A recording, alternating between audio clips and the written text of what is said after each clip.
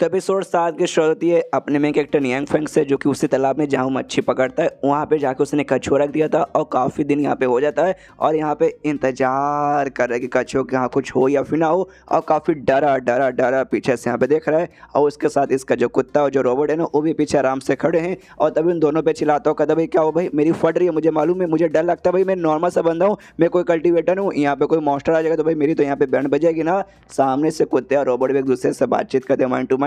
Robot कहते लेकिन एक समय सामने से हमने तो कुछ बोला नहीं। कुत्ता भी कहते शायद मालिक पगला चुके रहेंगे इसलिए भाई बहकी बहकी बातें कर रहे सामने से यहाँ पे। लेकिन यंग फेंग खुश होता है, कहता है एक सिंह भाई लेकिन मैंने कछुआ काफ़ी दिन से यहाँ पे रख दिया है और कछुआ सही सलामत वहीं पर है, यानी पक्का भाई यहाँ पे कोई मास्टर नहीं है, वरना मेरी तो बहुत ज़्यादा फट रही थी। अरे बाप रे, यहाँ पे मास्टर रहेगा तो मुझे जगह छोड़ के जाना पड़ेगा, लेकिन अब कोई मास्टर नहीं है इसलिए भाई रिलैक्स जाओ, घर पे जाके आराम से कर, मतलब आराम करो। एंड देन वो वहीं पे निकल जाता है, मतलब अपने घर पे जाने के लिए। उसके बाद सीन शो था भाई यहाँ पे 10,000 शॉट सेट की, और ये वही सेट है हमने 3 कल्टिवेटर्स को देखा था, उसका नाम क्यून वेन कुछ अलग ही नाम था सेट का, लेकिन अब राइटर ने यहाँ पे नाम चेंज करके इंग्लिश नेम दे दिया भाई 10,000 शॉट सेट। ये बढ़िया नाम है भाई, चाइनीज नेम से अच्छा इंग्लिश नेम यहाँ पे लगता है। और जैसे कि हमें पिछले एपिसोड में प्रिंसेस ने बताया, ये 2 चीज़ों में यहाँ पे डिवाइड है, सबसे पहले सिलेक्शन डिनेस्टी और दूसरे यहाँ पे सेक्ट। तो सेक्ट ना भाई तो अलग अलग सेक्ट में यहाँ पे डिवाइड होता है, तो उसी सेक्ट में से भाई एक सेक्ट इनका ये भी आता है। और उसी सेक्ट है ना, जो सेक्ट का जो एरिया बेसिकली हर सेक्ट का हमने एरिया देखा था माउंटेन के ऊपर सिचुएटेड रहता है, तो उसी माउंटेन पे सिचुएटेड है। और उसी माउंटेन का ना एक दूसरा बोल सकते हैं भाई कोना, कोना नहीं भाई क्या बोलते भाई उसका, चोटी। हाँ एक चोटी है जो कि यहाँ पे 2 हिस्सों में यहाँ पे डिवाइडेड है। तो हमें कहानी मालूम चलती है कि हमें 2 हिस्सों में डिवाइड कैसे हुआ। बहुत पहले इसी सेट के थे भाई कुछ मेंबर्स, कमाल के मेंबर्स थे, आपस में फाइट कर रहे थे और उसी फाइट के चक्कर में उनके अटैक से और जो था भाई चोटी वहाँ पर 2 हिस्सों में डिवाइड हो गया था। और तभी से उस चोटी का नाम है ना पे डबल स्वॉर्ड पीक पड़ चुका था। पीक मतलब चोटी और 2 हिस्सों में बढ़ चुका है, तो इसलिए भाई डबल स्वॉर्ड पीक।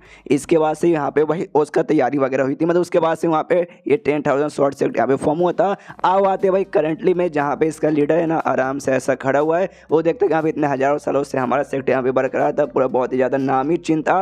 लेकिन भाई अब धीरे धीरे चल के भाई थोड़ा सा टाइम खराब हो रहा है और लोग यहाँ पे एहसास हो चुका है कि यहाँ पे अपने सेक्ट के यहाँ पे द एंड का टाइम आ चुका है। और काफ़ी सारे मेंबर्स थे ना भाई सेक्ट छोड़ के यहाँ पे जा रहे थे, और जाते जाते लीडर से कहते ओके लीडर भाई बस कीजिए भाई, हमसे और कुछ ना हो पाएगा, इसलिए भाई हम यहाँ पे अलविदा चाहेंगे। लीडर बोलते अच्छा तुझसे जा रहे हो, तुझसे चले जाओ भाई, अच्छा हो भाई तुझसे यहाँ पे जा चुके हो। वही कहानी तो मुझे भी मालूम कि वाकई में जो हमारा सेक्टर ना अब बर्बाद होने वाला है। एंड देन वो देखता भाई एक स्वॉर्ड की ओर, देख सकते हैं सामने से काफ़ी डरावना स्वॉर्ड है, और इस स्वॉर्ड से बेसिकली इसके पीछे काफ़ी डार्क कहानी, और कहानी क्या है हमें यहाँ पे आगे मालूम चलेगा। यहाँ भी खुश है थोड़ा सा लीडर के यहाँ भी अच्छा हो भाई, बाकी सारे बंदे एक एक करके छोड़ के जा रहे, वरना सबका सब यहाँ पे मुसीबत में आएंगे। तभी यहाँ पे सेक्ट की दूसरी फीमेल मेंबर थी आती है और कहती है सेक्ट लीडर यहाँ पे बेसिकली सुनिए, कुछ बंदे यहाँ पर है जो कि जाने को बिल्कुल भी तैयार नहीं है और सामने से कह रहे कि नहीं भाई कुछ भी हो जाए हम ये छोड़ के नहीं जाएंगे, और एंड तक भाई जी जान लगा के भाई हम लड़ाई करेंगे। जो सुन यहाँ पे लीडर कहता है नहीं यार वो लोग यहाँ पे रुकेंगे तो भाई उनकी जान के यहाँ पे भाई कुर्बानी हो जाएगी, और मैं नहीं चाहता भाई फालतू में किसी के यहाँ पे जान जाए। और हमें मालूम चलता है वो स्वॉर्ड जो बेसिकली डरावना सा था वो किसका था, स्वॉर्ड डेमो नाम का बेसिकली डेमो ने, उस डेमो ने भाई उसका वो स्वॉर्ड था। और कुछ दिन पहले भाई सामने से उसने वो स्वॉर्ड इस एरिया में फेंका। इस एरिया में स्वॉर्ड फेंकने का ये मतलब हुआ कि सामने से वो बेसिकली इससे चैलेंज करना चाहता है, हम तुम्हारा जो सेक्ट है ना हम उससे यहाँ पे चैलेंज करना चाहते हैं, हमारे साथ मुकाबला करो। और जो डेमन था स्वॉर्ड डेमन वाकई में बहुत खतरनाक है, और इसी डर के मारे ना बाकी सारे बंदे भाई सेक्ट छोड़ के यहाँ पे जा रहे। लेकिन लीडर ने यहाँ पे डिसाइड कर लिया कि भाई मैं अपना सेक्ट छोड़ के यहाँ पे बिल्कुल भी नहीं जाऊँगा, बाकियों के यहाँ पे भेज दूंगा और सामने से उस डेमन है डेमन के यहाँ पे सामना करूँगा। लेकिन ये डेमन बहुत ज़्यादा स्ट्रॉन्ग है, लीडर के भी जीतने के चांसेस यहाँ पे ना के ही बराबर है। और लगभग यहाँ से 3 साल पहले ना सेक्ट डेमन अचानक से कहीं से आ गया और एक वैसे दूसरा स्वॉर्ड का सेक्ट था वहाँ पे गया, वहाँ पे हमला किया और पूरे सेक्ट को बर्बाद कर दिया, हर बंदे को यहाँ पे जान से मार दिया।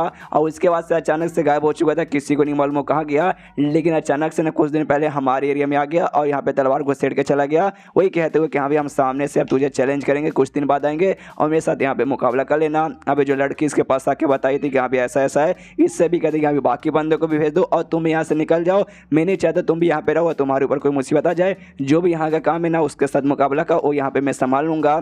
और देखो अगर तुम यहाँ से चल जाओगी और 10 साल तक मेरे लिए तुम यहाँ पे विधवा बन के रहोगी, यानी किसी और के साथ शादी वादी ना करोगी, यही मेरे काफ़ी बड़ी बात यहाँ पे होगी। भाई ये इसकी बीवी थी, आई डोंट नो। एक दूसरे को यहाँ पे भाई बहन बुला रहे। मैंने आपको पहले भी बोला चाइनीज़ मानों में लोग एक दूसरे को ब्रदर सिस्टर यहाँ पे बुलाते हैं, यहाँ पे गर्लफ्रेंड बॉयफ्रेंड भी बुलाते हैं। तो ऐसा हो सकता है भाई इनके बीच में थोड़ा सा गर्लफ्रेंड बॉयफ्रेंड का यहाँ पे रिलेशनशिप हो। मियाँ बीवी का तो बिल्कुल भी नहीं हो भाई, मियाँ बीवी एक दूसरे को नहीं बुलाते, इतना तो मैं कन्फर्म हूँ। तो पक्का गर्लफ्रेंड बॉयफ्रेंड का होगा। सामने से औरत भी कहते रहे नहीं ब्रदर, सीनियर ब्रदर, ऐसा कैसे मैं कर सकती हूँ, ना बिल्कुल भी नहीं, आपको छोड़ के नहीं जाऊँगी। भाई कैसे यहाँ पे एक दूसरे को बुला लेते भाई, नॉर्मल रहते बुलाते चलते, गर्लफ्रेंड बॉयफ्रेंड एक दूसरे को बुलाते, इतना मुझे अजीब लगता है ना कि भाई क्या ही बताऊं मैं। उसके बाद पीछे से वो तीनों जो कल्टीवेटर्स है उसमें जो लड़की थी बाइलू, ओ बाइलू इसकी यहाँ पे बेटी है सेक्रेटरी लीडर की। तो सामने से जो बेटी है ना, बेटी भी यहाँ से कहती करे पापा भाई अच्छा भाई हम लोग यहाँ पे सही टाइम पे आ गए। जैसे हम लोग आ रहे थे ना, हमने नोटिस किया हमारे सेट के ढेर सारे मेंबर्स है ना भाई ये जगह छोड़ के यहाँ पे इससे जा रहे। तब हमने पता किया, तब जाकर मालूम चला कि बाप रे यहाँ पे भाई जो शॉर्ट डेमन है भाई उसका यहाँ पे कांड हो चुका है। हमें तो यहाँ पे मालूम ही नहीं चला कि भाई हम लंबे समय से यहाँ पे बाहर जो गए थे। लेकिन अच्छा हुआ भाई अब देखिए हम लोग यहाँ पे आ गए। तभी सामने से जो सेक्रेटरी लीडर था ना भाई हमला कर देता इनकी ओर। तो भाई उनके हमले से मतलब लीडर के हमले से लोग यहाँ पे बच जाते। फिर बाइलू पूछता रहे पापा भाई क्या करो भाई, आप अपने बंदों पे यहाँ पे हमला करे हो। सामने से ये कहता नहीं मैं हमला नहीं करा, मैं तुम्हें यहाँ से भगा रहा हूँ। तुम लोग भाई वापस यहाँ पे क्या करने आए भाई, तुम्हें वापस नहीं आना चाहिए, अब तुम्हें यहाँ से जाना पड़ेगा, नहीं जाओगे मैं तुम्हें यहाँ पे जोर जबरदस्ती से भेजूंगा। सामने से लोग यहाँ पे शांत करते कहते शांत हो जाइए, हमें मालूम है आपका दिमाग पगला चुका है, आप हमारी जान बचाना चाहते हैं इसलिए आप हमें यहाँ से भगा रहे। लेकिन जैसे हम लोग इस पर गए थे ना, हमें कुछ कमाल का चीज़ मिला जो कि वाकई में आपको यहाँ पे काम आने वाला है। वही पेंटिंग बेसिकली यहाँ पे निकाल कर दिखा देगा, हाँ भी ये पेंटिंग आपके काम में आने वाला है। क्या नहीं सो जब हम गए थे ना तो हमें कमाल के बंदे मिले थे, और जो कमाल के बंदे थे ना उनके पास एक कुत्ता था। वो कुत्ता इतना कमाल का था ना कि सामने से वो एक ही अटैक में ना लेपर्ड वाले डेमन को उसने जान से मारा था। उनके पास भाई कमाल की चीज़ें भी पड़ी थी जिससे भाई ना यहाँ पे स्पीचोलॉजी कमाल की मिलती है जिससे बंदों का बहुत ज़्यादा फायदा हो सकता है। तो सामने से भाई वो पेंटिंग हम मतलब सामने से भाई हमने रिक्वेस्ट किया कि ये पेंटिंग हमें दे दिया, तो सामने से उन्होंने पेंटिंग दे दिया। ये पेंटिंग वाकई में आपको बहुत ज़्यादा काम आने वाला है। यहाँ पे सामने से लीडर देखता हूँ कहता भाई ये पेंटिंग वाकई में, ये पेंटिंग मेरे कुछ यहाँ पे काम आएगा। अरे भाई यार मुझे लगता है भाई किसी आदमी ने तुम्हें यहाँ पे पागल बना के तुमसे लूट लिया है, और ये पेंटिंग भाई तुम्हें मतलब पागल बना के तुम्हें भाई बेच दिया है। भाई तुम सब भाई जवान बच्चों, भाई तुम्हें यहाँ पे अभी नहीं मालूम कि दुनिया कैसी। भाई दुनिया में हर जगह लुटेरे भरे पड़े, खाली एक दूसरे के यहाँ पे लेते रहते, एक दूसरे के यहाँ पे लूटने लगते हैं। क्या मैं करूँ भाई, तुम लोग का यहाँ पर फेंको भाई ये पेंटिंग। सामने से समझाते कि नहीं भाई ये स्पेशल पेंटिंग भाई एक बार देख तो लीजिए। बाप को आ जाता है गुस्सा, लीडर को गुस्सा आ जाता है कि नहीं भाई ये फालतू पेंटिंग है, सीधा छीनता है वैसे यहाँ पे फेंक देता है। ये लोग भी कहते हैं नहीं लीडर ऐसा मत कीजिए, ये फेंकने वाले ना कहता है भाई मैंने खाली फेंकूंगा नहीं बल्कि तुम्हारा जो पेंटिंग है इसे यहाँ पे बर्बाद करके रख दूंगा, और अपने तलवार से ना पेंटिंग पे हमला करके पेंटिंग को फाड़ने वाला था। ये लोग चिल्लाते नहीं ऐसा मत कीजिए। लेकिन जैसे यहाँ पे हमला करने वाला था ना, पेंटिंग से भाई जो स्वॉर्ड मैन था जिसको हमने पहले भी देखा था पेंटिंग से निकल के कैसे भाई इनको ऐसा थोड़ा सा चौंका दिया था, वो सामने से फिर से आ जाता है और इसके अटैक को यहाँ पे रोक लेता है। जो देखते हैं लीडर भी हिल जाते हैं एक समय भाई तू कौन है। सामने से भाई यहाँ पे तभी जोरदार झटका तैयार होता है जिससे भाई पूरा है ना यहाँ पे भूकंप वगैरह आने लगता है। जो बंदे सेक्ट छोड़ के जा रहे थे ना उनको भी भूकंप महसूस होता है। सामने से भाई वो लोग भी हिल जाते एक समय भूकंप, मतलब जो शॉर्ट डेमन भाई का वो आ गया। अरे भाई वो तो कल आने को बोला था, क्या एडवांस में आ गया क्या।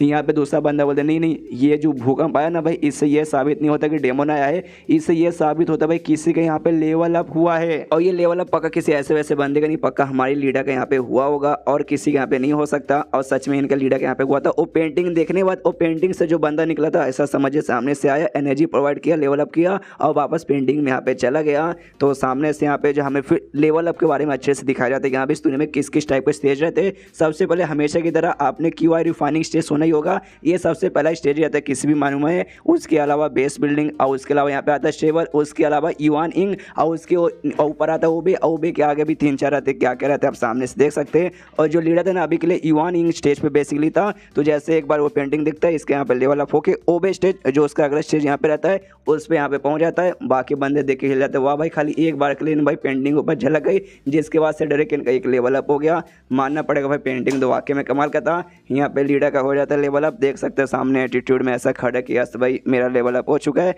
एंड देन ये चैप्टर यहीं पे खत्म हो जाता है, लेवल अप हो चुका है। तो डेमो के साथ जो मुकाबला होगा वाकई में इस बार टिक पाएगा फिर नहीं टिक पाएगा वो हमें अगले एपिसोड में मालूम चल जाएगा, क्योंकि अगले एपिसोड में लीडर वर्सेस डेमन का जो फाइट होने वाला है। तो चैप्टर खत्म तो वीडियो भी खत्म। तो मिलता है अगले किसी वीडियो में, जब तक के लिए बाय बाय।